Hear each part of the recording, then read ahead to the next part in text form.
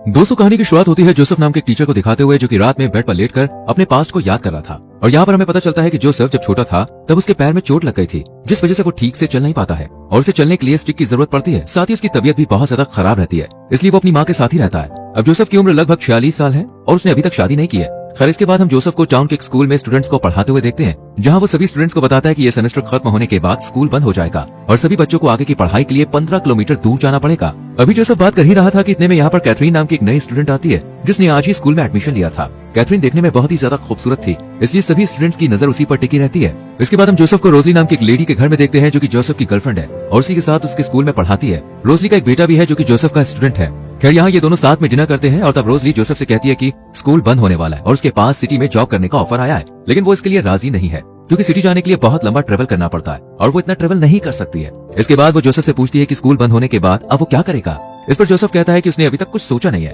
तब रोजली हंसते हुए अपने फार्म में फार्मिंग करने को कहती है, पर जोसेफ मना कर देता है और उसे कहता है कि वो उसे बहुत प्यार करता है, पर शादी को लेकर कोई कमिटमेंट नहीं दे सकता और फिर यहाँ से चला जाता है। अगले दिन हम रॉबर्ट, जो कि रोजली का बेटा है, उसे कैथरीन के साथ बात करते हुए देखते हैं। कैथरीन उससे पूछती है कि क्या जोसेफ तुम्हारे फादर हैं? इस पर वो उसे जवाब देते हुए कहता है कि नहीं, मेरी मॉम का उनके साथ अफेयर चल रहा है, और इतना कहकर वो वहाँ से चला जाता है। इसके बाद जब स्कूल खत्म हो जाता है तब कैथरीन अपने फादर के साथ जोसेफ के घर जाती है। दरअसल जोसेफ अपने लैंड पर हॉर्स वगैरह की देखभाल करता था और टाउन के रिच लोग उसके पास अपने एनिमल को छोड़कर चले जाते थे। कैथरीन के पास भी एक हॉर्स था, जिसे वो जोसेफ के पास छोड़ने आई थी, पर हॉर्स को अपने से दूर करने से पहले कैथरीन उसके साथ कुछ वक्त गुजारना चाहती थी। इसलिए जोसेफ कैथरीन के फादर से कहता है कि वो उसे घर पहुंचा देगा और फिर उसके फादर यहाँ से चले जाते हैं। इसके बाद कैथरीन जोसेफ से पूछती है कि क्या मैं यहाँ रोज आ सकती हूँ। इस पर वो हाँ में जवाब देता है। फिर कैथरीन उसे कहती है कि आप बहुत अच्छे टीचर हैं। तब जोसेफ उसे अपनी टीचिंग छोड़ने के बारे में बताते हुए कहता है कि ये उसका लास्ट ईयर है, इसके बाद वो टीचिंग करना छोड़ देगा। ये सुनकर कैथरीन उससे आगे की प्लानिंग पूछती है, लेकिन इस सवाल का जवाब जोसेफ के पास नहीं होता और वो हंटिंग के लिए निकल जाता है। जब हंटिंग से वापस वो अपने घर आता है तब वो देखता है कि उसकी माँ की तबीयत बहुत खराब है और उन्हें देखने के लिए डॉक्टर आए हुए हैं,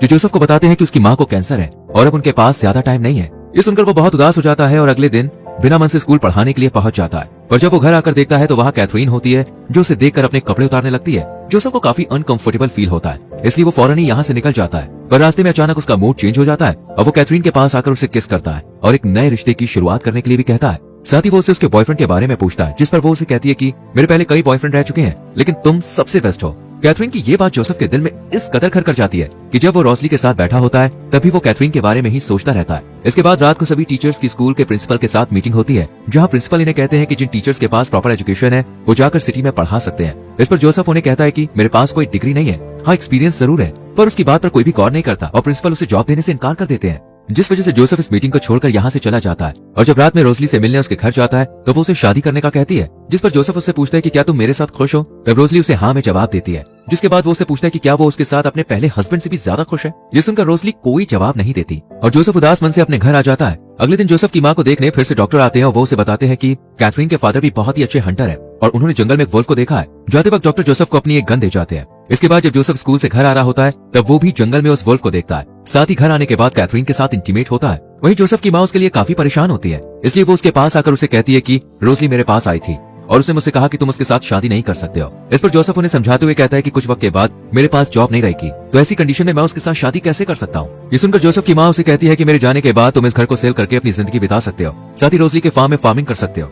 जोसेफ को उनकी ये बात काफी अच्छी लगती है और वो इस बारे में सोचने लगता है। अगले दिन हम जोसेफ को स्कूल में पोएट्री पढ़ाते हुए देखते हैं, जहाँ वो कैथरीन को एक पेंटिंग डिस्क्राइब करने के लिए कहता है, जिसे वो जोसेफ के साथ फ्लर्ट करते हुए बहुत ही अच्छी तरह से डिस्क्राइब करती है। और स्कूल खत्म होने के बाद जोसेफ को मिलने कार में बुलाती है, जहाँ जोसेफ उस पर गुस्सा करते हुए कहता है कि वो स्कूल में उसके साथ फ्लर्ट ना किया करे और बुलाने की वजह पूछता है तब वो मजाक में उसे कह देती है कि वो प्रेग्नेंट है।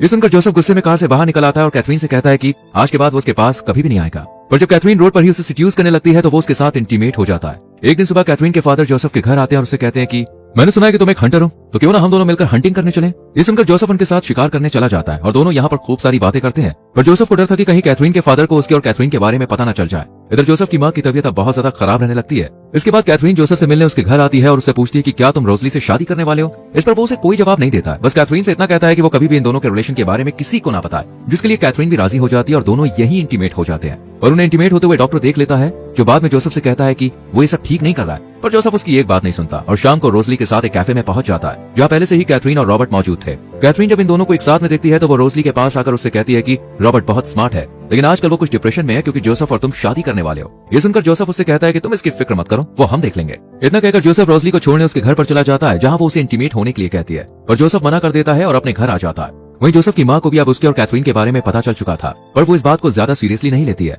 इधर जोसेफ रोजली को अब अपने दिल की बात बताने का फैसला करता है और बारिश में भीगते हुए उसके घर पहुंच जाता है, जहां वो रोजली से कहता है कि हमारे रिश्ते में पैशन नहीं है, जो भी चीजें हम साथ में करते हैं वो बहुत ज्यादा बोरिंग है। मैं तुम्हारे साथ अलग अलग जगहों की सैर करना चाहता हूँ, जैसे तुम अपने पहले हस्बैंड के साथ किया करती थी। साथ ही उससे ये भी कहता है कि अब वो इस रिश्ते से तंग आ चुका है। और यहाँ पर हमें पता चलता है कि रोजली का हस्बैंड असल में जोसेफ का दोस्त था, जिसकी वॉर में डेथ हो गई थी। और जोसेफ रोजली को तब से पसंद करता है जब वो 18 साल का था, पर रोजली उसके दोस्त के साथ थी, जिस वजह से वो उन दोनों से काफी जेलस फील करता था और हमेशा से चाहता था कि वो बस किसी तरह उसकी हो जाए और जो लाइफ उसने रोजली के साथ इमेजिन की है वो उसे जी सके। जोसेफ की ये बातें सुनकर रोजली भी थोड़ी इमोशनल हो जाती है और यहीं पर दोनों इंटीमेट हो जाते हैं। पर सुबह जब जोसेफ की आंख खुलती है तब उसे पता चलता है कि उसकी माँ की डेथ हो गई है। इसके बाद सभी लोग जोसेफ को लेटर लिखकर उसकी माँ की मौत पर दुख जताते हैं, जिनका जवाब रोजली देती है। और जब वो कैथरीन का लेटर पढ़ती है तो उसे पता चलता है कि इनका अफेयर चल रहा है, जिसके बाद वो गुस्से में जोसेफ के पास जाकर उसे कहती है कि उसने ये सब ठीक नहीं किया। और तब वो उसे जवाब देते हुए कहता है कि तुम्हारी वजह से मेरे कई साल बर्बाद हुए हैं, इसलिए मैं उस यंग एज को जीना चाहता था। ये सुनकर रोजली यहाँ से चली जाती है। रात में कैथरीन जोसेफ से मिलने उसके घर आती है और उससे शादी करने के लिए कहती है, पर वो उसे मना करते हुए कहता है कि वो सिर्फ रोजली से प्यार करता है। और फिर वो रोजली को मनाने के लिए उसके घर पहुंच जाता है। अगले दिन डॉक्टर भी रोजली से मिलकर उसे समझाने की कोशिश करते हैं कि जोसेफ से गलती हो गई और वो उसे माफ कर दे, पर वो जोसेफ को माफ नहीं कर पाती। इधर रॉबर्ट अपनी माँ और जोसेफ के ब्रेकअप की वजह से काफी खुश था। वो स्कूल में जोसेफ से पूछता है कि मेरे फादर हमें छोड़कर क्यों गए, जबकि उन्हें तो गवर्नमेंट ने आर्मी ज्वाइन करने के लिए कंपलसरी भी नहीं किया था। इस पर जोसेफ उसे कहता है कि तुम्हारे फादर मुझसे हर काम में आ गए थे, पर वो इस टाउन से तंग आ गए थे, इसलिए वो यहाँ से चले गए। जाते वक्त रॉबर्ट जोसेफ से कहता है कि कैथरीन के फादर आज उससे मिलने आने वाले हैं। ये सुनकर जोसेफ काफी डर जाता है और अपने घर में छुप जाता है। जब कैथरीन के फादर उसके पास आते हैं तो वो उससे कहते हैं कि वो सिर्फ उससे बात करना चाहते हैं, जिसके बाद जोसेफ उनके सामने आ जाता है और तब वो उसे बताते हैं कि कैथरीन ने दूसरे टाउन में भी यही सब किया था, इसलिए वो उसे यहाँ पर लेकर आए। साथ ही वो उससे ये भी पूछते हैं कि क्या वो कैथरीन से शादी करने वाला है। इस पर जोसेफ मना कर देता है, जिसके बाद वो यहाँ से चले जाते हैं। रात में जोसेफ से मिलने कैथरीन आती है और उससे शादी करने की वजह पूछती है। तब जोसेफ उससे कहता है कि तुम्हारी और मेरी उम्र में बहुत फर्क है, तुम्हें किसी अच्छे लड़के से शादी करनी चाहिए। अब ये दोनों बात कर ही रहे थे कि जोसेफ देखता है कि बाहर आग लग गई है और उसके सभी एनिमल्स आग में फंसे हुए हैं। यह किसी और ने नहीं बल्कि कैथरीन ने लगाई थी, जिसमें कैथरीन का ही हॉर्स जल के मर जाता है, जिसके बाद वो उसकी जिंदगी से चली जाती है। और जोसेफ रोजली के पास आकर उससे शादी करने की पूछता है, जिसके लिए वो राजी हो जाती है और इसी के साथ ये मूवी खत्म हो जाती है।